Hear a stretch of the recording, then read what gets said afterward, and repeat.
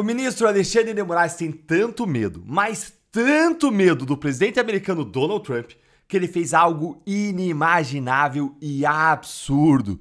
Eu simplesmente não acredito que ele fez isso. Quando eu vi essa notícia aqui, eu fiquei abismado. E olha que quando a gente tá falando de Alexandre de Moraes, gente, são poucas as coisas que conseguem ainda nos chocar.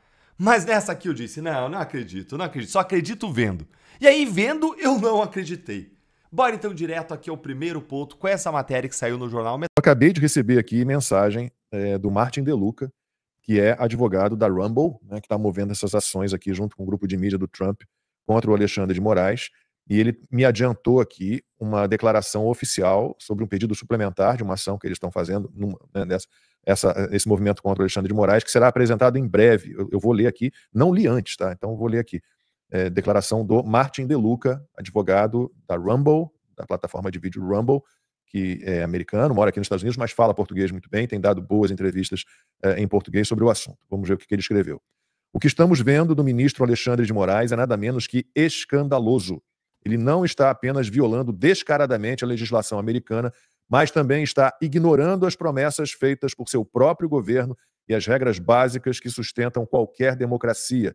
Essa ordem sigilosa enviada à Rumble, acho que ele está se referindo a essa ordem, a última, mais recente, para o Rodrigo Constantino. Essa ordem sigilosa enviada à Rumble é um exemplo clássico de abuso de autoridade.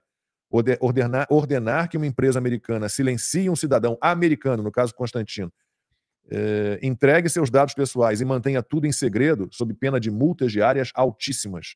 Moraes fez isso poucos dias depois da carta do presidente Trump alertando sobre censura e tarifas. Isso não parece justiça legítima, parece uma jogada pessoal de poder. E, até onde sabemos, ninguém no governo brasileiro ou no STF se opôs ao que ele fez, ou sequer sabia da ordem. A grande questão agora é: o Brasil vai permitir que um único juiz arraste o país inteiro para um confronto com os Estados Unidos? Se Moraes está agindo por conta própria, as autoridades brasileiras precisam deixar isso claro e freá-lo. Se não fizerem isso, estarão dizendo ao mundo que a cruzada de um homem virou política oficial do Brasil. Ele mandou aqui para mim agora todos os documentos, né? Posso até depois botar no nosso grupo aqui para a turma analisar. E a gente já manda para a Ludmilla também. Vou mandar também para a Ludmilla aqui os documentos do Martin De Luca, que gentilmente está me enviando aqui tudo. Eu queria te ouvir sobre esse pronunciamento do Martin De Luca, que acabou de sair agora, exclusivo, e eu acho que já era esperado também, né? Parece que o Alexandre de Moraes... É umas coisas que eu não entendo do Alexandre de Moraes, né? Ele realmente, assim, ele quer se mostrar mais poderoso do que todos. Porque, realmente, ele comentou isso no comunicado dele, né? Dias depois da carta, falando, a carta do Trump cita explicitamente essas ordens secretas de censura. E dias depois da carta, ele faz a mesma coisa que está na carta, Lud. O Alexandre de Moraes, ele não tem mais muito o que fazer. Porque a opção dele seria... Ele tem dois caminhos. Ou ele mantém o que ele sempre tem feito, ou seja, dobrar as apostas, ou ele recua.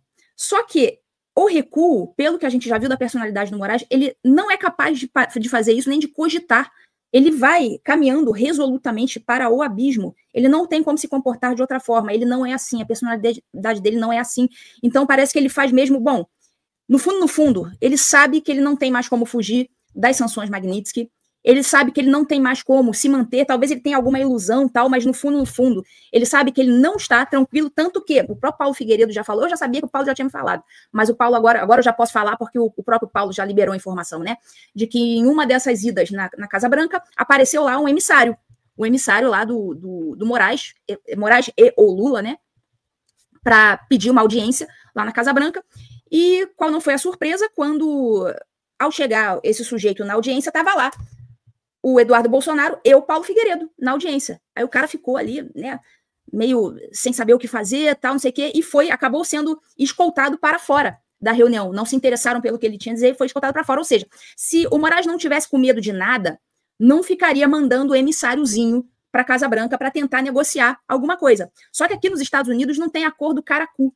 Não tem acordo caracu. Eles não vão fazer acordo caracu. Como diz o Paulo Figueiredo, acabou a era do acordo caracu. Então, assim, ou o Moraes recua o que ele não vai fazer porque a soberba leva à ruína, ou ele vai continuar dobrando as apostas como ele sempre faz, e essa é mais uma delas. Então, esse é mais um ato de soberba, querendo demonstrar uma força quando já não tem mais, que vai levá-lo à ruína mais rapidamente. Thaís Herede está de volta aqui no estúdio para explicar tudo que está na mira do presidente Donald Trump nessa investigação feita pelo governo americano. Vamos dar uma olhada aqui rapidamente nos pontos dessa investigação. Então, ele questiona casos de corrupção, né? Ele fala de decisões do Supremo que estão sendo desfeitas para casos de corrupção, né? E aqui tem uma interpretação de que ele está citando claramente o revés da Lava Jato. Ele fala, já volto aqui para baixo, vamos fazer aqui em cima, ele chama de tarifas injustas, diz que o Brasil trata a Índia e o México muito melhor do que trata os Estados Unidos. A Índia e o Brasil são parceiros comerciais do Brasil via Mercosul ou via Brasil mesmo. Então, há sim um acordo comercial fechado. Portanto, os Estados Unidos, se quiser fechar um acordo com a gente, também pode vir. Os meios de pagamento, que aqui tem a questão do PIX e que impõe uma concorrência, sim, muito forte às Big Techs. A propriedade intelectual, aqui tem dois temas que a investigação traz. O primeiro deles é da falsificação, aqui que inclui a 25 de março, e essa questão que o vice-presidente tratou da concessão de patentes e tal. O Brasil realmente conseguiu melhorar o tempo, mas ainda assim o Instituto Nacional de Propriedade Intelectual não tem gente, não tem fiscal suficiente, a pilha de processos que entram e tem que esperar anos para começarem a ser avaliados continua crescendo. O etanol é uma briga antiga, porque os Estados Unidos são os maiores produtores de etanol do mundo, eles produzem quase o dobro do que produz o Brasil, mas o Brasil... milho, né, que tá ganhando. Exatamente. O Brasil virou muito competitivo, né? Então, aqui é o caso em que a barreira comercial, ela serve para manter a competitividade de um setor que o Brasil é muito competitivo. Aqui tem uma briga também que boa parte da indústria quer usar o etanol como um poder de barganha com os Estados Unidos, né, na questão da tarifa. E o desmatamento, e aí a investigação repete, por exemplo, o que a própria União Europeia impôs ao Brasil na discussão do Mercosul e embargos, enfim, de produtos agrícolas que não tivessem comprovado não fazer parte de área de desmatamento. Mas, como eu comecei dizendo, é uma questão interpretativa, né, que ainda vai levar tempo, é mais um instrumento que o Donald Trump aplica nessa guerra tarifária que ele abriu com o mundo e a gente agora é mais uma mais um dos seus alvos. Thaís, o impasse sobre o IOF custou muito a imagem do governo e a relação entre os poderes, né? O que essa decisão do ministro Alexandre de Moraes simboliza ao Poder Executivo? Como o mercado deve reagir? Boa noite, obrigado pela presença aqui no Arena, viu? Que bom, obrigada pelo convite, meu caro. Sempre que me chamar, eu vou estar aqui. Olha, esse tema é um tema bastante preocupante. A decisão do ministro Alexandre de Moraes, Leandro, é bastante preocupante, porque ela abre um precedente de reconhecimento de um desvio de finalidade do IOF. Porque o que o ministro Alexandre de Moraes fez com a sua decisão, no final das contas, foi acatar o caráter arrecadatório do imposto sobre operações financeiras. Na decisão que ele tomou, suspendendo as duas decisões, tanto o decreto quanto o decreto legislativo, Moraes chamou a atenção para o volume anunciado, volume de arrecadação esperada anunciado pelo ministro da Fazenda, pelo Ministério da Fazenda, dizendo que aquilo não fazia sentido e que aquilo revelava o caráter arrecadatório. Na sua decisão de hoje, ele diz que não, que o governo federal mostrou que não é assim tanto dinheiro. Então, eu fiquei na dúvida, afinal de contas, se a atitude, se a decisão de dobrar a alíquota para crédito, pessoa jurídica, do MEI, do Simples e das grandes empresas, foi isso que o governo fez, dobrou a alíquota do IOF diário nas operações de crédito das micro, médias, pequenas, médias e grandes empresas no Brasil. Eu nunca ouvi falar que dobrar a alíquota de imposto tem caráter regulatório. Então, a preocupação, e eu estou trazendo aqui a preocupação de tributaristas, de executivos do setor financeiro, porque o ministro acata esse desvio de finalidade num imposto que está ao alcance da mão do governo federal. Portanto, o ministro da Fazenda, Fernando Haddad, estreia essa nova modalidade e fica aberta a possibilidade de qualquer outro governo, em qualquer situação, quando as contas não forem fechar, se fazer valer desse caráter que foi confirmado pelo ministro Alexandre de Moraes. Então, essa é a grande preocupação. Olhando para a decisão de hoje, nós ouvimos do Pedro Teixeira que há um retorno ali, um recuo, tirando o risco sacado. Pelo menos isso o ministro fez, porque, afinal de contas, o Poder Executivo não pode decidir quem tributar. Essa prerrogativa ele não tem por decreto. É o Congresso Nacional que tem que decidir quem tributar. E a operação de risco sacado, como o próprio ministro Alexandre de Moraes reconhece, é uma operação de compra de recebíveis. Não embute obrigação financeira, portanto, não pode ser considerada uma operação de crédito. E desde o primeiro decreto assinado pelo governo, aquele que horas depois precisou ser refeito, Leandro, o governo começou a tratar, e publicamente, o próprio ministro da Fazenda, Fernando Haddad, a operação de risco sacado como uma aberração, uma coisa que não podia ser, que era uma elisão fiscal, que era planejamento tributário, que era para fugir de imposto, que não era isonômico. Ora, como tratar uma operação que não é uma operação de crédito como base para a cobrança deste tributo? Então, Leandro, e só mais uma característica dessa decisão de hoje, que também chamou muita atenção, é que o ministro Alexandre de Moraes decidiu que a cobrança do IOF será retroativa. Portanto, desde o dia em que o decreto foi suspenso até agora, vai ficar da queda do decreto legislativo, da queda do decreto até o dia de hoje, a cobrança de quem fez operações de crédito, pessoa jurídica, operações de câmbio e operações e aportes no VGBL, essas 3 categorias, quem fez essas operações, e isso é uma conta bilionária diária das movimentações de crédito diárias no sistema financeiro brasileiro e também com câmbio, e eu não estou só falando de família que está indo para a Disney, não, eu estou falando de operações de câmbio para transações internacionais. Então, quem fez e não pagou o IOF porque o decreto legislativo derrubou a decisão do governo, vai ter que fazer a conta porque vai ser cobrado do IOF retroativo. Então, veja, Leandro, a preocupação com a decisão do Alexandre de Moraes. Ele acata o desejo do governo de transformar o IOF num imposto arrecadatório e não regulatório. Ele impõe um custo de crédito sobre o sistema ou o mercado de crédito no Brasil, que não é o banco que paga, é quem toma o crédito. Esse microempresário que toma um dinheiro ali num capital de giro e paga o IOF diário, é ele que vai pagar essa conta. Essa história de justiça tributária com o IOF não cabe aqui. E para fechar, Leandro, um último comentário aqui, obrigado pelo tempo que vocês estão me dando, mas hoje o Tesouro Nacional publicou um documento que é um documento periódico, que é um relatório sobre contas fiscais. Estou olhando aqui exatamente o nome do relatório, que eu esqueci, agora me fugiu, mas enfim, é um relatório que traz as projeções sobre as contas públicas. E neste relatório do Tesouro Nacional está lá, olha, sem o IOF, a gente não consegue cumprir a meta de resultado primário do ano que vem. Ué, o governo vinha dizendo que era regulatório e o Tesouro Nacional, num documento oficial, diz que sem o IOF a arrecadação não será suficiente para cumprir a meta fiscal?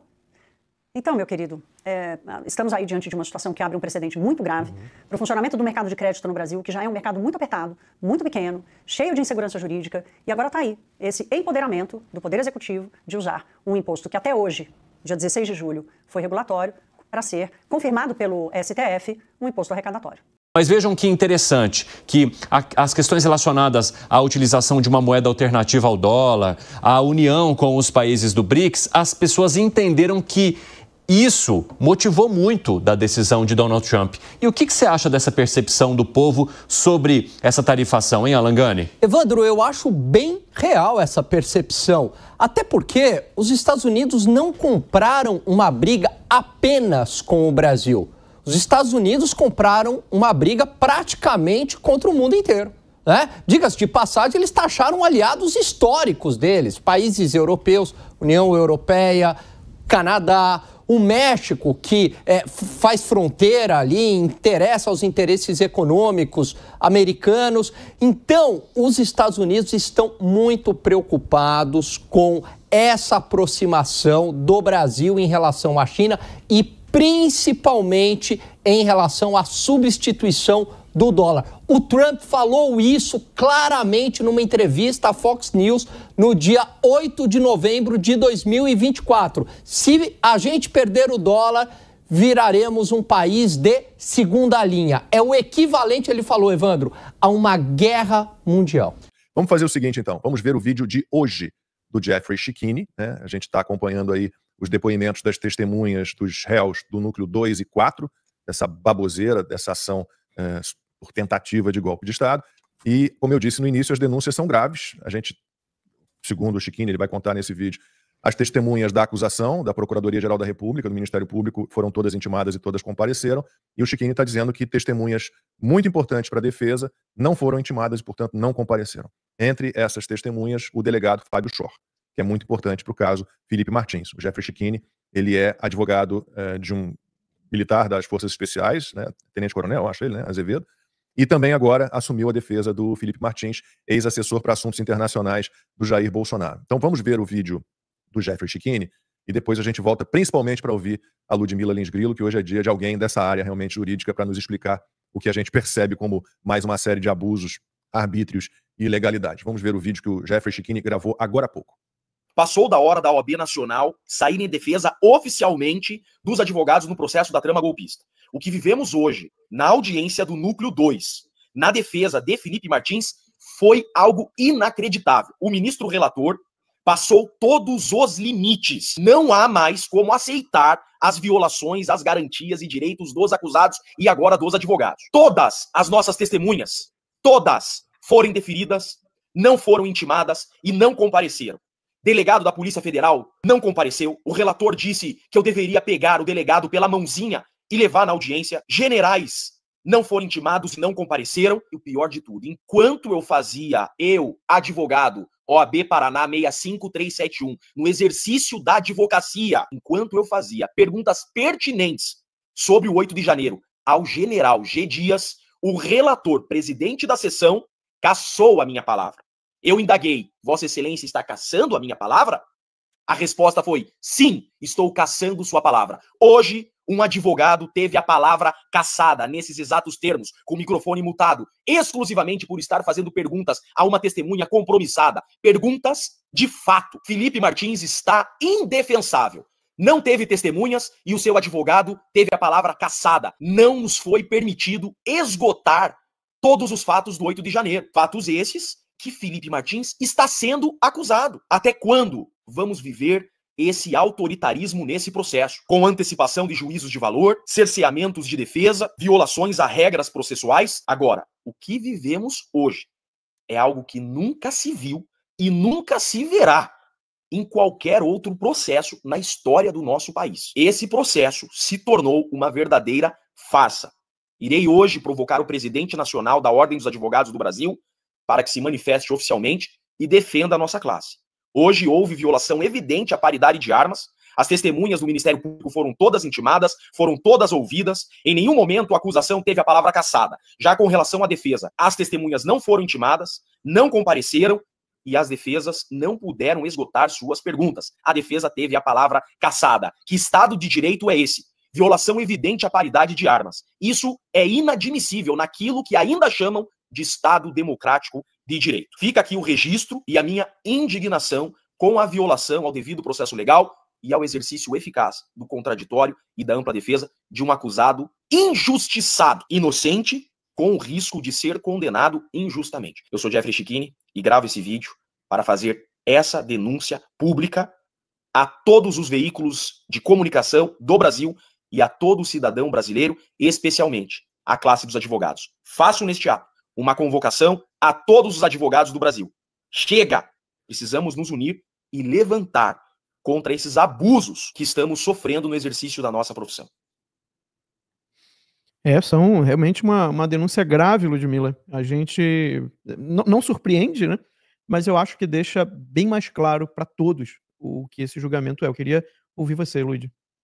Eu tenho bastante coisa sobre esse assunto para falar, explicar para os espectadores da timeline o que exatamente aconteceu. O Dr. Jeffrey, ele já foi bastante claro, mas agora eu vou ser um pouco mais, assim, digamos, professorinha, né? Explicar mesmo pro pessoal o que é esse ato de comparecimento da testemunha e o que aconteceu aí de tão grave agora aqui na ótica, né, do direito processual penal. É o seguinte, quando você tem uma audiência para começar a ouvir as testemunhas, o advogado, né, de defesa, ele pede as testemunhas que ele quer ouvir, ele pede ao juiz, olha, eu quero ouvir essa testemunha. E o Ministério Público, a acusação, faz a mesma coisa. Juiz, estou arrolando as testemunhas tal. Beleza? Então, cada um faz uma peça, ali na peça de defesa, diz, né, se explica, faz a sua defesa, no caso o MP faz a acusação, e diz quem quer ouvir. Pois bem, a partir daí o que acontece? O juiz pega aquela peça do MP e da defesa, vê se está tudo certinho ali, se a quantidade de testemunhas está de acordo com a lei, se está tudo certinho, se não tem nada errado. Estando tudo certo, o juiz vai lá e manda o processo para a secretaria lá da vara, no caso aí na secretaria do STF, para que o oficial de justiça intime aquelas pessoas que foram arroladas, tanto pelo MP como pela defesa. Então, essas pessoas vão receber nas suas casas a visitinha do oficial de justiça com uma cartinha chamada intimação, dizendo assim, olha, você está convocado, né, está intimado para comparecer no dia tal, no horário tal, na sala tal, no endereço tal, para depor sobre o seguinte processo. Então, a testemunha sabe que ela no dia tal, no horário tal, ela vai ter que estar ali disponível e ela é obrigada a ir. Ela não pode faltar. Isso aí, vou falar daqui a pouco do Fábio Shaw. Tem um monte de coisa para falar sobre isso aqui. Ela não pode faltar, certo? A testemunha não pode faltar. O réu, se quiser, o réu pode faltar. O réu pode mentir, o réu pode ficar calado se ele quiser, pode faltar. O réu pode fazer o que quiser porque ele não é obrigado a fazer acusação contra si próprio. Mas testemunha não. Testemunha não pode faltar e não pode mentir se for compromissada. Pois bem, a partir do momento em que ela recebe aquele papel, aquela intimação, ela é obrigada a ir, a não ser que ela apresente no processo uma justificativa muito boa. Não, nesse dia eu vou estar fazendo uma cirurgia, aí tem que comprovar. Aí o juiz fala, não, então beleza, vamos escutar essa testemunha outro dia. Mas não fazendo isso, ela é obrigada a ir, sob pena de condução coercitiva. Então, se ela foi intimada, ela está ciente daquela data, não apresentou nenhuma justificativa e não compareceu, o juiz, na mesma hora, ali durante a audiência, ele passa a mão no telefone, ou pede ali para o assessor dele, assessor, comunica lá à secretaria que a testemunha faltou e pede agora mesmo a condução coercitiva, estou determinando. Aí a audiência, ela é paralisada. Tô falando dia a dia de vara criminal, tá, pessoal? Era o meu dia a dia, durante os 10 anos em que eu trabalhei como juiz, era assim.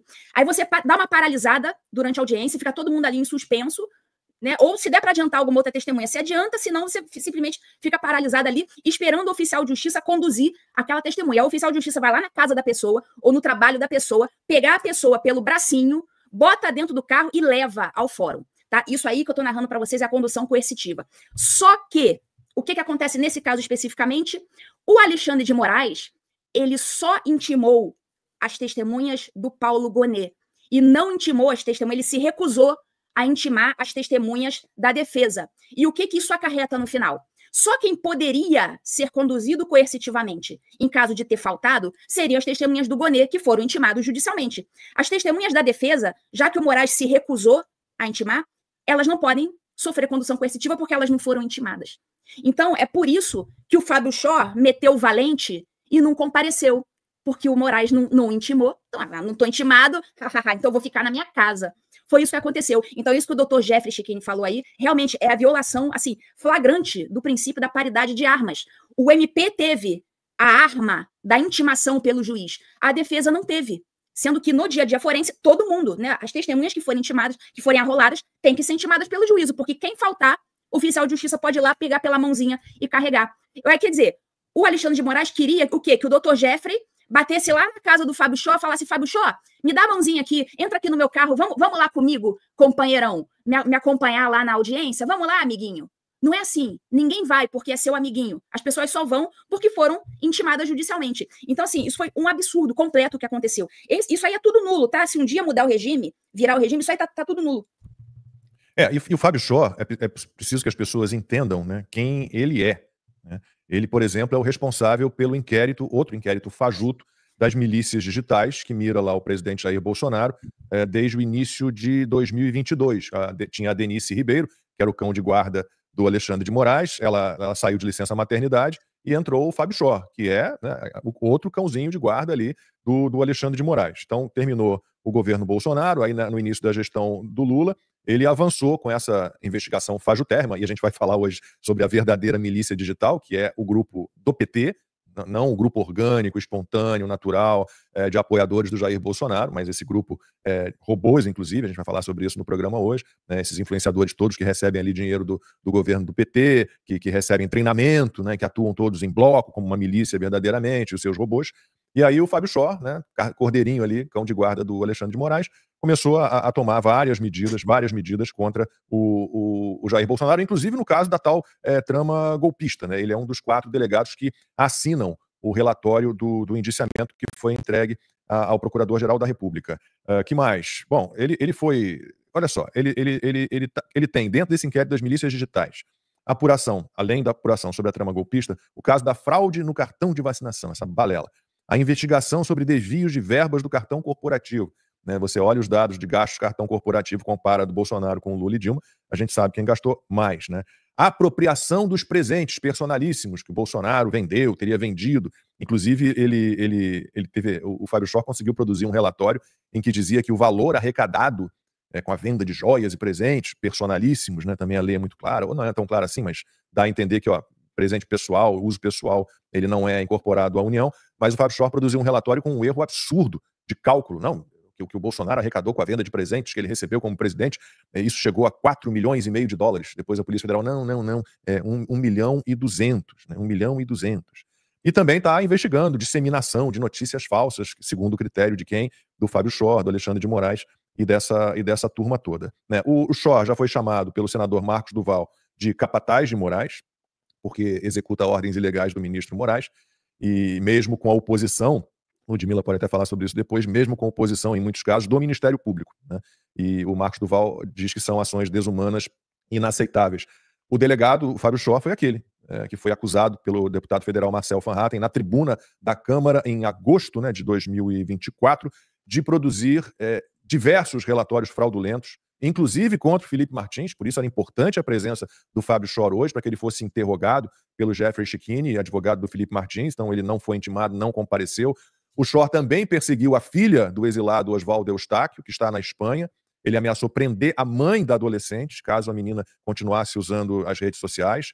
Ele também está por trás da operação da Polícia Federal, feita na casa do Carlos Jordi, que era líder da oposição na época, em Niterói. Também tem Fábio Shor ali. Ele também foi quem investigou, falei no início, aquele grupo perigosíssimo de WhatsApp, que tinha vários empresários importantes do Brasil, entre eles o Luciano Hang. Aquilo também foi coisa do Fábio Shor. Então, Max, era importantíssimo que o Fábio Shor fosse ouvido hoje. Eu não sei como é que vai ser feito agora, a Ludmila depois pode explicar se a intimação pode ser feita posteriormente, ou se não há mais tempo de intimá-lo e levá-lo a prestar depoimento. E aí? O que eu fico me perguntando, Lacombe, é diante de tudo isso que a gente está vendo, diante de todos esses absurdos, esse vídeo que o Schichini falou para mim é só mais um absurdo, é mais uma pontinha do iceberg que tá aparecendo. As informações que a Ludmila trouxe acho que deixam bem claro o estado de anomia que a gente está vivendo no Brasil, uma anomalia assim absurda. Não tem mais lei, não tem mais jurisprudência, não tem mais... Ou seja, tudo acontece de acordo com o interesse de uma pessoa, ministro Alexandre de Moraes. Então, a defesa, todas as testemunhas negadas. Aí uma testemunha importante como o Fábio Shor não é intimada. Ou seja, o processo inteiro é uma farsa. Eu sei que você já sabe disso. Mas todos esses assuntos, todos esses pontos que a gente está levantando aqui, ficam muito claros para qualquer pessoa que esse julgamento é uma farsa. Então a gente precisa entender o que está acontecendo para poder explicar para as pessoas, para poder questionar as pessoas. Pega esse corte da Ludmila aqui, que ela falou agora no início, manda para os seus amigos, manda para o grupo da família, joga lá a bomba lá e deixa o pessoal debater o assunto, porque é inegável. O que a gente está vivendo no Brasil é uma ditadura, tá? Que obviamente ainda não está consolidada, mas ela está avançando, né, a passos largos para se consolidar de uma vez, e aí não vai ter mais jeito. E eu espero, assim, que os nossos deputados, os nossos senadores, né, os políticos, as pessoas de bem, vejam isso e não se calem. E não fiquem pensando só, não, mas eu tenho que me preocupar com outras coisas.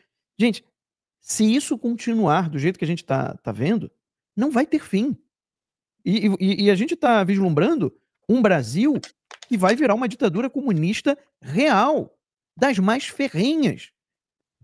Tá? Eu não duvido, o Alan já falou isso aqui, eu não duvido que daqui a pouco a gente vai ter pessoas sendo acusadas de traição à pátria e querendo botar até execução sumária. Eu não duvido que isso possa acontecer. Porque assim, não há limites. Esse é o ponto. É isso que eu queria que as pessoas entendessem. Não há limites. Até agora, no Brasil, não há limite para o Alexandre de Moraes. Ele pode tudo. Ele pode fazer o que ele quiser com qualquer pessoa. Isso é muito absurdo. Aí vem as tarifas de 50% por causa do Alexandre de Moraes. Isso está na carta do Trump, isso está no comunicado daquele oficial lá do Departamento de Estado, que nós mostramos já aqui. Darren Beatty. O Marco Rubio comentou sobre Alexandre de Moraes também, tá? Ou seja, a tarifa tem nome e sobrenome, Alexandre de Moraes. E aí as pessoas ficam querendo culpar o Bolsonaro, querendo culpar o Eduardo Bolsonaro. Sabe, é um negócio assim de maluco. Por quê? Porque tá todo mundo preocupado com o dinheirinho. Mas a economia vai sofrer. Vocês não estão entendendo o que está acontecendo? Se as coisas continuarem do jeito que elas estão, daqui a 10, 15 anos não tem mais economia. Você vai ter uma inflação galopante no nível de Venezuela, no nível de Cuba. Você não vai ter mais economia. É isso que esse pessoal não está entendendo. Eu espero mesmo que aconteça esse choque de realidade. Eu sei que ainda é difícil de explicar, tá? Mas muita gente vai conseguir entender o que está acontecendo agora.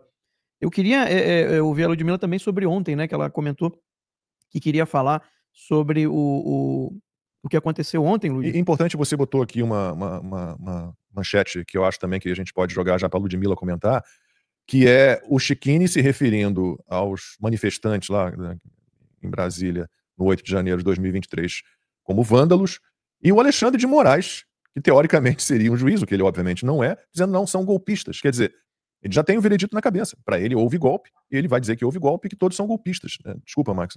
Não é Queria isso. só trazer mais esse elemento também. Nesse ponto. É porque é de ontem isso, né? Ou é de hoje isso? Esse é de hoje ou de ontem? É de hoje, mas se eu não me engano foi relativo a ontem. Então tá. Lud, e aí? Bom, tem várias coisas também para falar sobre essas coisas que vocês disseram agora. Vamos começar por essa última agora, sobre o não são vândalos, são golpistas. Bom, um juiz que está julgando uma causa, ele só pode dar o veredito depois que o processo se conclui, todo mundo já foi ouvido, todas as provas já foram juntadas, já passaram as fases das alegações finais, chega na mão dele para ele dar a sentença, aí no caso do STF, para ele depositar o voto dele, ele só pode fazer isso depois que tudo isso acontece. Só que a gente ainda nem chegou no interrogatório dos réus do grupo 2. A gente ainda está na fase de oitiva de testemunhas. Então ainda tem muita água para rolar nesse processo aí. Oitiva de testemunhas, porque tem uma ordem. Né? Você começa ouvindo as testemunhas da acusação, depois você passa para as testemunhas da defesa, depois você passa para os interrogatórios dos réus, depois você passa para a fase de diligências complementares, depois ainda tem alegações finais de todo mundo, MP e defesa, e só depois o juiz pode julgar. A gente ainda está aqui, no início, oitiva das testemunhas. E você veja, quando o Moraes fala são golpistas, ele julgou. Porque um dos crimes que estão sendo julgados nesse processo é o crime de golpe de Estado. Então, se o Moraes, ainda na fase de oitiva de testemunhas, já está dizendo são golpistas, ele já julgou o golpe de Estado, julgou antecipadamente, portanto, ele é suspeito para continuar nesse processo. Porque, assim, todo mundo já sabe, não precisava desse episódio para saber que ele é suspeito. Ele é já suspeito desde sempre, né? Desde o início dos tempos ele é suspeito. Mas, enfim, é só mais uma coisa para ser acrescentada. Então, ele é completamente comprometido, né? A sentença já está pronta, como disse o Mauro Cid. Mas eu queria acrescentar uma coisa, antes que a gente perca o fio da meada, em relação à audiência de ontem e as providências tomadas pelo Dr. Jeffrey Schickini, com as quais eu concordo. Ele havia entrado com um mandado de segurança, e nesse mandado de segurança, um dos pedidos era para suspender a audiência de ontem. Era um pedido, obviamente, um pedido de urgência, porque se a audiência está marcada para o dia seguinte, e você tem motivos mais do que suficientes para adiar essa audiência, alguma coisa aconteceu que aquela audiência não poderia acontecer de forma regular, como, por exemplo, o juiz deixou de intimar as testemunhas da defesa, que foi o que aconteceu. Esse e muitos outros motivos. Então, ele foi e pediu. Como ele já havia pedido por outras formas, por exemplo, agravo regimental. Ele já tinha entrado com agravo regimental, que até hoje não foi julgado, pedindo lá todas essas nulidades, não foi julgado, sentaram em cima. Restou ao Dr. Jeffrey Schickini entrar com mandado de segurança para suspender audiências, que já era no dia seguinte. E esse mandado de segurança caiu com o ministro André Mendonça. Então daí se criou aquela aura, oh meu Deus, o ministro André Mendonça, nos salve-nos, né? Salve-nos, ministro André Mendonça, caiu com ele e tal, será que ele vai nos salvar? Eu falei, se o André Mendonça, né, até porque ele falou lá no Gilmar Palusa que ele não concordava com os métodos, não sei o quê, se ele mantiver essa mesma linha, né, se tomou uma dose ali de testosterona e resolveu fazer o que está ao alcance dele e dentro das 4 linhas fazer, ele vai dar provimento, pelo menos parcial, a esse mandado de segurança, para, no mínimo, suspender a audiência. E isso aí não teria nem outro meio para fazer isso. Não teria outro meio, porque já entrou com agravo, ninguém julgou. Então ele entrou com mandado de segurança. Aí todo mundo, inclusive e principalmente os bolsonaristas fanáticos, eu não estou dizendo que todo bolsonarista é fanático, eu estou dizendo que alguns são. O pessoal no X começou a criar a seguinte tese. O doutor Jeffrey Schickini, como ele é filiado ao Novo, e o Novo não gosta do Bolsonaro, ele entrou com esse mandado, olha o raciocínio tosco. Então ele entrou com esse mandado de segurança, justamente sabendo que ele não tem cabimento, já vou entrar nesse detalhe, sabendo que ele não tem cabimento, para cair com o André Mendonça, ninguém explicou como é que o doutor Jeffrey faria cair com o André Mendonça, mas enfim, para cair com o André Mendonça, e o André Mendonça, por não poder fazer outra coisa, indeferir, e ele poder falar mal do Bolsonaro. Olha que raciocínio tosco. Aí, enfim, esse pessoal estava usando a jurisprudência, que existe e é majoritária, no sentido de que um ministro do STF não pode canetar o outro, não pode deferir liminar em HC e em mandado de segurança contra o outro. E até tem entendimento no sentido de que nem caberia mandado de segurança contra a decisão judicial. E eles estavam, né, citando essa jurisprudência. Aí eu falei, é isso? Eles vão ficar citando essa jurisprudência para passar um pano prévio para o André Mendonça? Eu nunca vi isso. Geralmente o pessoal faz a cagada e depois o pessoal passa o pano, né, para limpar a cagada. Eu nunca vi a passação de pano prévia. Quer dizer, era esse pessoal já vislumbrando que o André Mendonça não ia dar, ou seja, ia fazer a cagada e eles já estavam passando o pano previamente. Mas enfim, aí eu apresentei lá, coloquei no Twitter, jurisprudência recente, de 2022, da Carmen Lúcia. Ela não deu a liminar, só que o que ela fez? Era um caso de um político de prefeitura, né, prefeito, enfim, disputa política, só que relacionada a fake news. Um adversário político do cara processou o cara na justiça eleitoral por fake news. Aí, nesse processo, ele foi condenado por fake news, né, deve ter dado ali uma indenização, alguma coisa assim, e esse cara que foi condenado recorreu, e esse recurso chegou até o STF, falando não foi fake news, foi liberdade de expressão, e caiu com o Cássio Nunes. Aí o Cássio Nunes deu ganho de causa, deu razão pro cara que havia sido condenado por fake news, dizendo que não, ele não fez fake news coisa nenhuma, o que ele fez está dentro da liberdade de expressão. Aí o outro não gostou, recorreu da decisão do Cássio. Caiu com quem? Com a Carmen Lúcia. Pediu para Carmen Lúcia rever aquele ato do Cássio, que tinha liberado o cara. Como esse assunto é um assunto muito caro para o STF, assunto de, se essa jurisprudência do Cássio vingar, né, pensa com a cabeça da STF, se essa jurisprudência do Cássio, né, de liberdade de expressão vingar, né, a gente está ferrado. Então, o que a Carmen fez? Como existe essa jurisprudência do STF, que diz que o ministro não pode canetar o outro, o que ela fez? Mandou para o plenário. E no plenário, ela já botou o voto dela ali, canetando o Cássio. Então, nesse voto da Carmen Lúcia, ela mesma excepciona essa jurisprudência do STF que diz que não cabe. Por quê? A jurisprudência, todos eles aceitam no seguinte sentido. Inclusive, eu coloquei jurisprudência do Barroso, do Flávio Dino, da Carmen e até do Alexandre de Moraes, dizendo que realmente não cabe mandado de segurança lá do ministro julgar contra o outro, exceto em caso de decisões teratológicas, ou seja, decisões absurdas. Então, a Carmen levou o caso até o plenário e ela ali depositou o voto dela canetando o Cássio, sim, em mandado de segurança. Então, o que o ministro André poderia ter feito de acordo com a própria jurisprudência do STF, que eu estou narrando aqui com detalhes para vocês. Depois vocês pegam detalhes lá do pessoal que está assistindo, que quiser o número do julgado, pega lá no meu X, porque está tudo lá, eu botei o print. O ministro André Mendonça poderia perfeitamente, em relação à suspensão da audiência, ele teria que decidir ali suspendendo, porque havia, sim, uma decisão teratológica e, acontecendo agora a audiência, já pereceu o direito, não tem mais o que fazer. Em relação aos outros pedidos, ele poderia fazer igual a Carmen Lúcia fez, manda para o plenário e já deposita o voto dele canetando. Então, assim, essa história de que o André Mendonça não podia fazer nada, coitadinho, não pode fazer nada, coitadinho, uma ova. Coitadinho é o escambau. Procurem lá no meu ex, que as informações estão lá, a jurisprudência está lá do que ele poderia ter feito e não fez. Deixou a audiência acontecer, mesmo com tudo ali elencado, mesmo com todas as provas no sentido de que as testemunhas da defesa não foram intimadas. Então, essa audiência não poderia sequer se iniciar. O André Mendonça tinha que ter, ao menos, ter suspendido essa audiência até que essa irregularidade se resolvesse, e ele não fez. Sentou em cima e não decidiu o mandado de segurança, nem pelo sim, nem pelo não. Sentou em cima. Ludmila, tem algumas perguntas aqui no chat.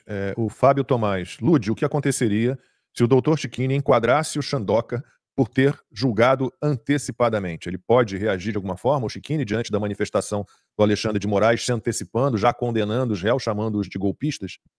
Pode recorrer ao Papa Leão XIV.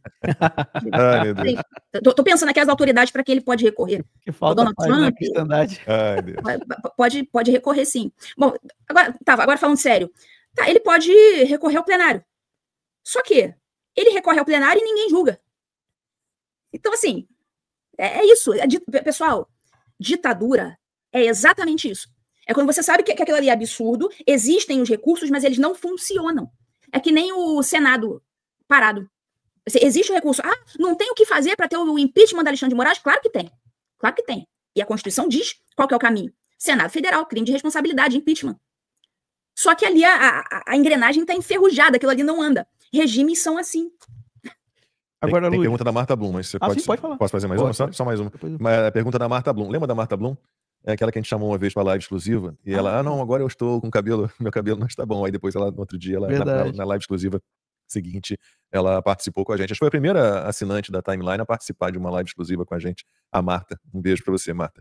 Doutora Ludmila, nos explique o que aconteceria se os advogados e todos os envolvidos nas defesas desse pessoal que está sendo julgado pelo Xandão largasse toda essa palhaçada de julgamentos. Seriam condenados à revelia, provavelmente, Lud. Não.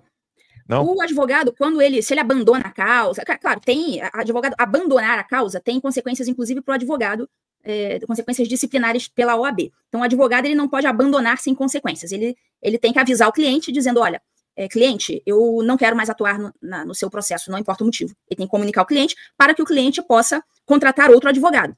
Caso isso aconteça e o advogado saia, ou por ter abandonado, ou por ter comunicado ao cliente que ele não vai mais participar, ou se o advogado simplesmente sai lá da audiência, batendo a porta, não quero mais participar disso aqui. Ele vai estar abandonando ali o ato, vai ter consequências disciplinares na OAB, porque eu duvido que a OAB compre esse barulho, né? Mas, enfim, o fato é que nenhum réu ele pode permanecer no processo sem defesa técnica.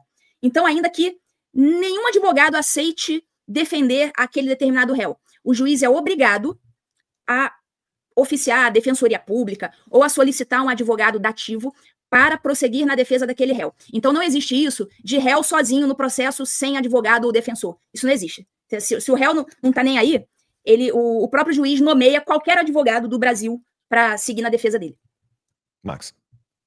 Agora, Luiz, eu queria te ouvir também sobre a questão do Felipe Martins, né? Porque a gente tem aí uma bagunça, mais uma bagunça, né, em relação ao Felipe Martins, porque você tem todas as pessoas que participaram das tais reuniões negando a presença do Felipe Martins. O único que fala que o Felipe Martins estava lá foi o Cid, sendo que ele nem estava na reunião, né? Segundo ele mesmo, ele só preparou a sala e saiu, né? Ele não viu o dinheiro, mas ele deduziu que havia dinheiro na sacola ou na caixa de vinho que foi entregue ao Braga. Mas deduziu também da minuta. Pelo peso. Eu acho que nem doleiro, acho que nem bancário consegue fazer isso, tem essa habilidade. Não, eu consigo. habilidade. Se eu botar qualquer valor numa sacolinha, eu pego e digo a você exatamente quanto tem. Posso te garantir. Vou dizer o negócio. Desculpa, Max. Não, é absurdo, é uma piada. E assim, Lud, aí a gente vê essa situação do Felipe Martins, né?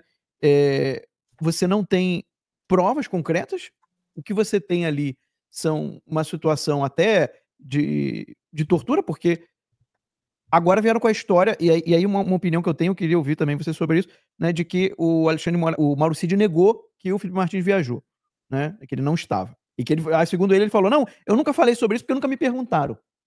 E aí agora o Alexandre de Moraes, ali a acusação, disse que, o Alexandre de Moraes nem é acusação, né, em teoria, né, mas disse que, na verdade, toda a questão da viagem do Felipe Martins, a confusão se deu por causa de um arquivo, né, um documento encontrado com o Cid, com uma lista de passageiros aonde o Felipe Martins estava ali. Então, assim, para mim, parece, Lud, que o Alexandre de Moraes já está preocupado em se defender com alguma possível acusação contra ele aqui nos Estados Unidos. Então, para dizer, não, eu não sabia nada de documento forjado, falsificado, eu me baseei apenas numa lista de passageiros. Mas, para mim, isso piora a situação mais ainda, porque uma lista de passageiros não implica que todos que estavam na lista viajaram. O que a viagem em si também já não seria problema, né? Já não seria crime. Mas, assim, já que esse foi o argumento, fica claro, mais do que nunca, que a prisão do Felipe Martins foi completamente ilegal, né? Ele pega um argumento qualquer, que foi o que restou, né? Ele vai argumentar o quê? É a mesma coisa que você dá uma festa e você faz a lista de convidados. Sabe, vou fazer uma festa aqui, vou convidar 100 pessoas. Aí você faz lá a sua lista. Isso não significa que as 100 pessoas vão estar na sua festa. Um vai estar viajando, o outro não vai poder ir, o outro, né, não vai ter dinheiro para viajar, para ir na sua festa. Cada um vai ter, o outro vai estar doente. Enfim, vai acontecer um monte de coisa, que, sei lá, eu não sei qual é a estatística aí, mas eu acho que, mais ou menos, acho que, estatisticamente, sei lá, eu acho que uns 20% dos convidados costumam não comparecer às festas que as pessoas dão. Então, como que você vai confiar num documento tosco, falho, como uma lista, assim, não oficial de nada, uma lista, sei lá, devia ser um papel ou uma lista no Word, no Excel. Assim, é um negócio tosco que só prova como ele é um mau juiz, como ele não deve estar exercendo aquela função. Assim, não tem mais nada que se precise provar. Então isso aí continua depondo contra ele, não o salva de forma alguma. Tem mais uma pergunta aqui que o Fábio disse que ele se expressou mal. Ele quis dizer se no ato do Xandoca, quando ele diz, não são vândalos, são golpistas, se o Chiquinho o enquadrasse. A questão é, o Chiquinho, a gente até queria que ele tivesse participado do programa com a Ludmilla, daria um debate ótimo, né, uma conversa boa, mas o Chiquinho, por conta desses contratempos todos que ele está enfrentando na defesa do Felipe Martins e do Kid Preto que ele defende, ele falou, olha, hoje é impossível, por favor, rodem aí o material que eu coloquei nas redes sociais, mas hoje realmente eu tenho que me movimentar aqui para rever aqui a minha atuação como advogado de defesa. Mas o Fábio, a gente não sabe qual foi a reação do Chiquini diante disso, né? De o Alexandre de Moraes tê-lo, Austin Powers, de novo, corrigido né? Não são vândalos, são golpistas. Mas, neste momento, provavelmente, o advogado deveria dizer, né, Ludmila? Ó, o senhor está chamando de golpista, o senhor já tem um veredito? Eu não sei se o Chiquini se manifestou dessa maneira, mas isso sim era possível, né? Claro, ia irritar o moço, né? Mas fazer o quê? Tá, os advogados costumam bastante, quando esse tipo de coisa acontece, se um juiz durante a audiência toma alguma atitude que o advogado não concorde, os advogados eles costumam falar a seguinte frase: Excelência, gostaria que constasse em ata o meu protesto. Então, hoje em dia até essa figura de constar em ata o protesto até meio que saiu de moda, porque hoje em dia todas as audiências são filmadas. Então, ali, eventual irregularidade que aconteça, ela fica gravada. Só que quando você consta em ata, né, quando você pede ao advogado, requereu que constasse em ata isso e aquilo, facilita para uma futura análise, né, posterior. Nesse caso, ele recorra e diga, aconteceu essa irregularidade na audiência. Então, já vai estar ali na ata, e o juiz que for julgar isso não vai precisar assistir o vídeo, porque já vai estar na ata. Então, ele poderia ter feito, mas assim, eu nem estou falando mal dele não, porque às vezes na hora, pode ser que ele tenha feito isso, mas pode ser que na hora também, ali no calor dos acontecimentos, não tenha passado pela cabeça, enfim, tudo ali no calor dos acontecimentos, né, nem sempre, às vezes você tem a ideia perfeita para aquele momento perfeito, né? Mas o que ele poderia ter feito, que certamente ia irritar muito o Alexandre, é falar, protesto em relação a essa fala de Vossa Excelência, chamando essas pessoas de golpistas, uma vez que Vossa Excelência está julgando processo por golpe de Estado e acabou, portanto, de proferir um julgamento antecipado. Então, por isso, requeiro nos autos que seja consignado o meu protesto para futuro recurso. Isso poderia ter sido feito, é claro. Ia irritar profundamente o Moraes. Provavelmente ele ia indeferir o registro desse protesto em ata, mas pelo menos fica gravado, né, para o público. Exatamente, Lud. Eu queria trazer aqui mais uma informação do Jeffrey Chiquini, né, que ele está tweetando, isso foi da audiência de hoje, né, mais uma audiência lá do núcleo do Felipe Martins, que o Chiquini disse o seguinte: o general G. Dias acabou de me responder que tinha 900 homens à disposição no dia 8 de janeiro e que havia tropas de prontidão antes da chegada dos golpistas, entre aspas. Disse ainda que, de fato, recebeu vários informes da ABIN sobre os riscos de atos de depredação.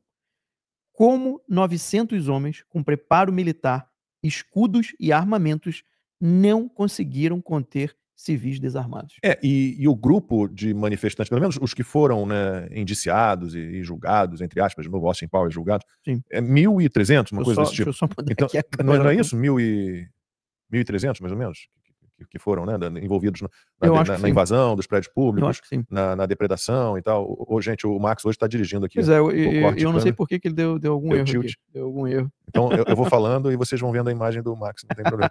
Mas é porque 900 homens contra 1.300, pô, tem 900 homens mobilizados pelo GSI. 900 Mais homens. polícia militar, Sim. mais a guarda municipal. Não, essa história toda ela não faz nenhum sentido. Por quê? Porque você tem, desde o início... Quer trabalhar com a Aberta? Eu vou ali, fogo aberto. Quer? Não, agora já voltou já. Desde o início, Lacombe, você tem o vídeo, né, do início da manifestação, as pessoas estão caminhando em direção à Praça dos Três Poderes sendo escoltadas pela polícia. Então, assim, é um negócio que não faz o menor sentido.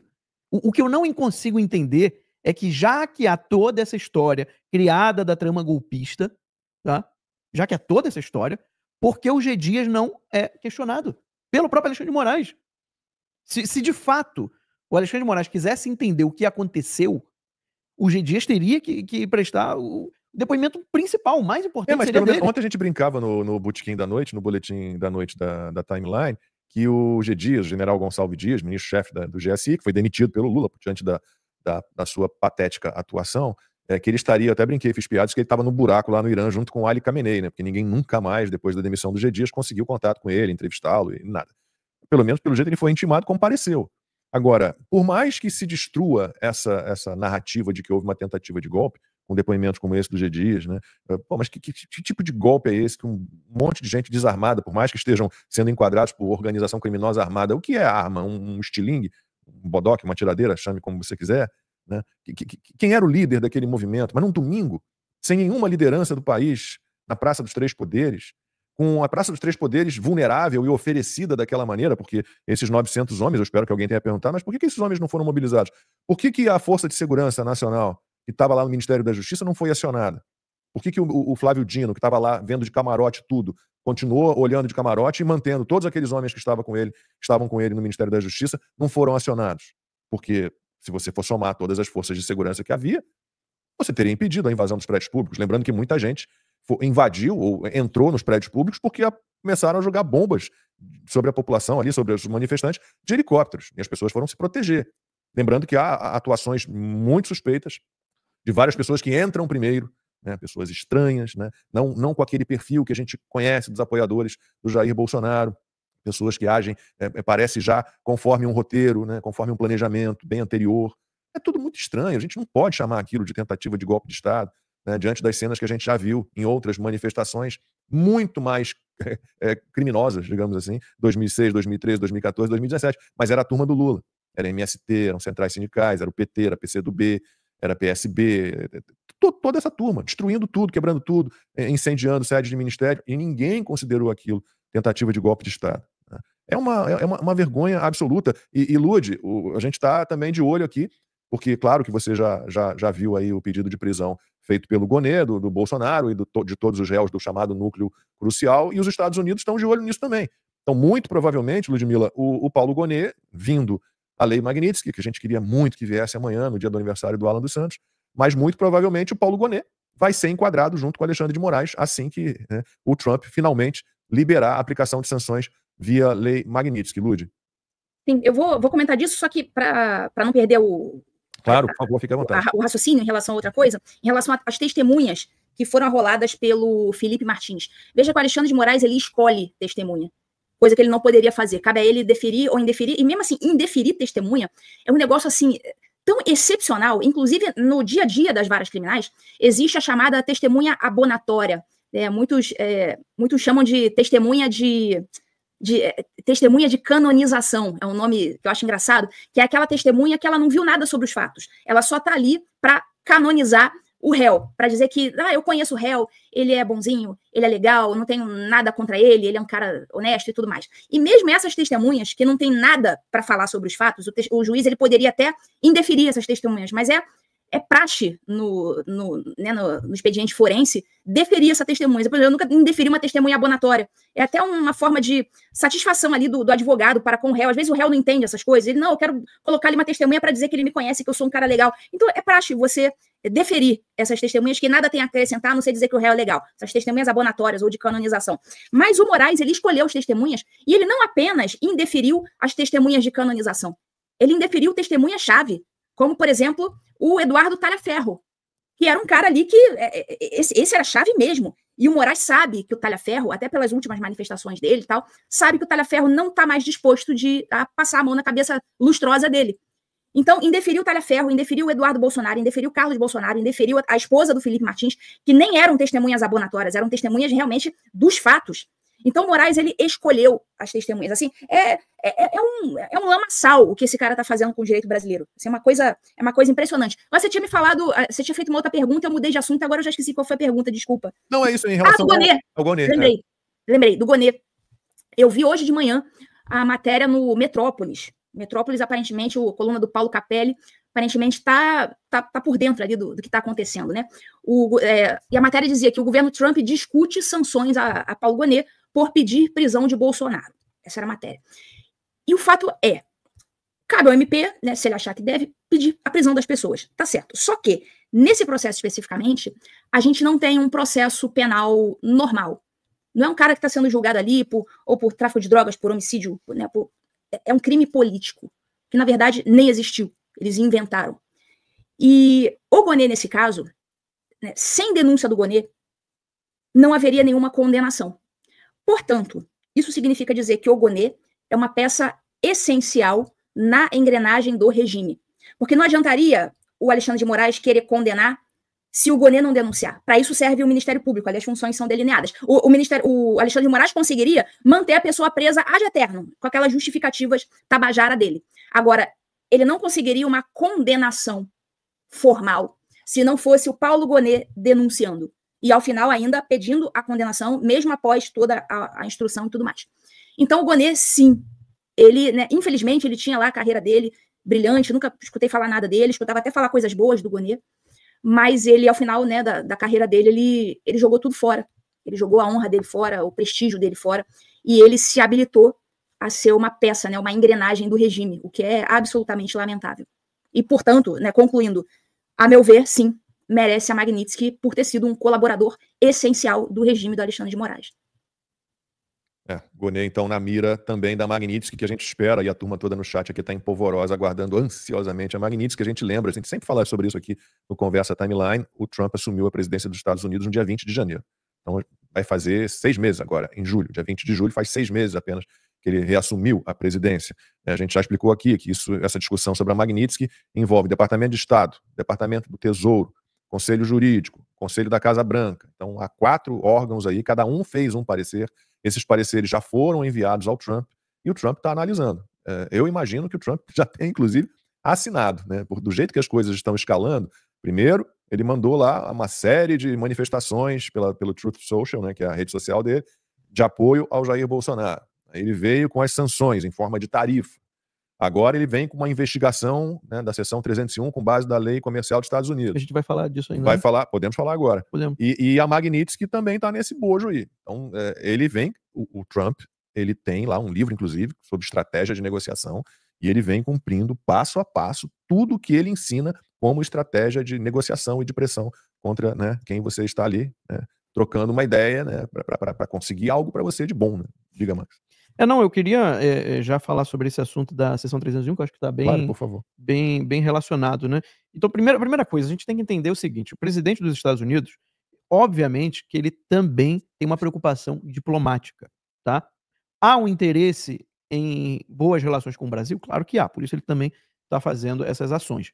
Então, o fato dele não ter colocado a Magnitsky ainda é, como o Lacombe já sinalizou, uma estratégia de negociação. O que me parece, tá? Para mim, me parece muito claro, o Trump está querendo saber até onde o governo brasileiro está disposto a ir.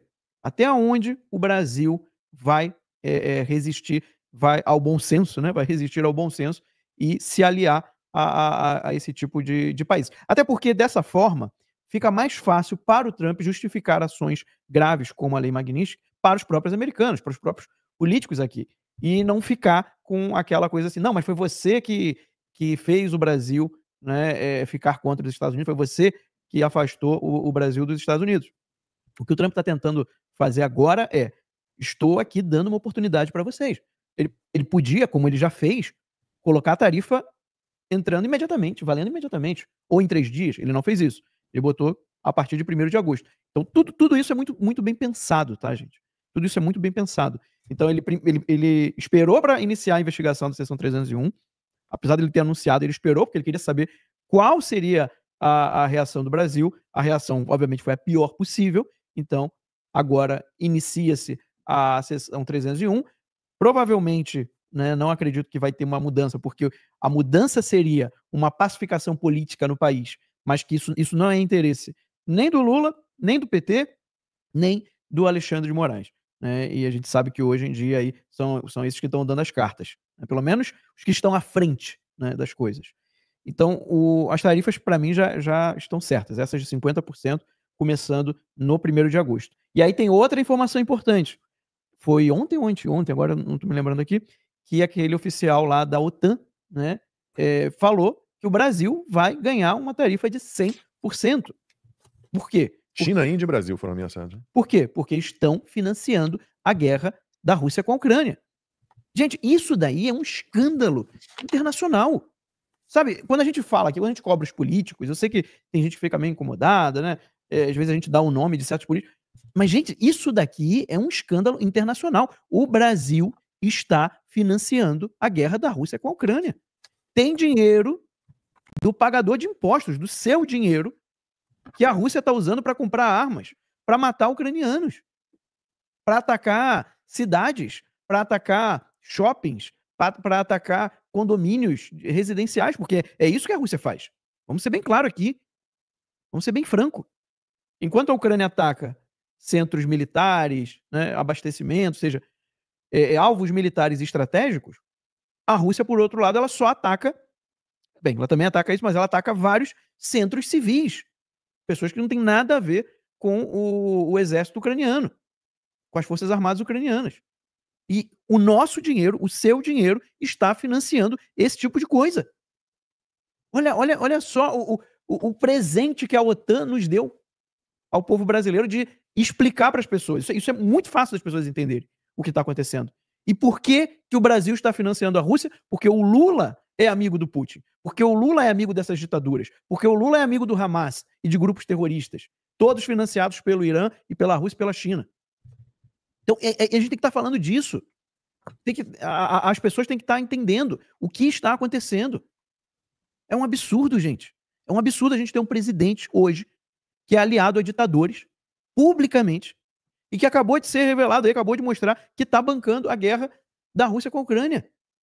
Entende? É uma coisa assim que não dá para aceitar e ficar calado e achar que está tudo bem, que está tudo normal. Agora eu quero ver se os mesmos, tá?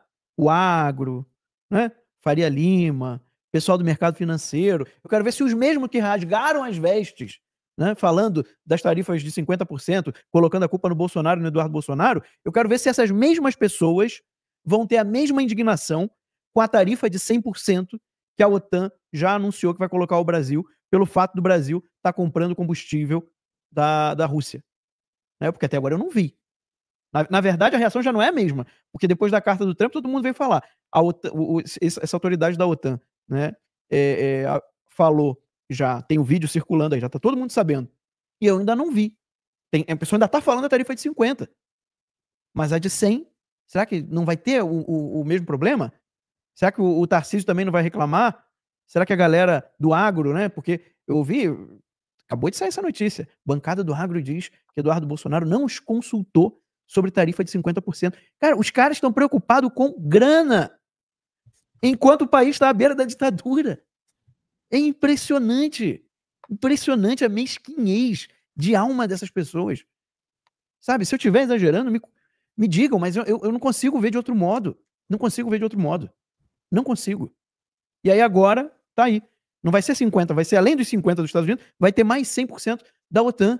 Vários países da Europa colocariam essa taxa em cima do Brasil. E aí, cadê a comoção? Cadê a coordenação das políticos, população? Cadê? Para poder tirar o Lula e acabar com essa história de usar dinheiro do povo brasileiro para financiar a guerra da Rússia contra a Ucrânia. Sabe, são coisas desse tipo assim que eu acho que vocês que estão assistindo têm que questionar. Aquele teu amigo petista, aquele teu familiar petista, aquele que quer ficar defendendo esse desgoverno, quer ficar defendendo... Você tem que perguntar para ele isso. Eu duvido que ele vai ter uma resposta para te dar. É muito absurdo, Lacombe. Eu realmente, assim, fico impressionado como que não está no Trending Topics o fora Lula, o Brasil não quer financiar a guerra, o Brasil não quer financiar terrorista, sabe? Fora Lula e fora Moraes, né? A gente tem que trabalhar com essas duas frentes, né? O pessoal do agro tem falado isso todo dia, é chato ficar repetindo, mas os industriais, os empresários, o pessoal do agronegócio, os exportadores brasileiros, o mercado financeiro, a Faria Lima, os banqueiros, né, acordem, vocês estão ganhando dinheiro com Lula, vocês vão ganhar muito mais com um país decente, né, crescendo a 5%, 6% ao ano, né, livrem-se do Lula, livrem-se do Alexandre de Moraes, o Brasil caminhar de uma vez por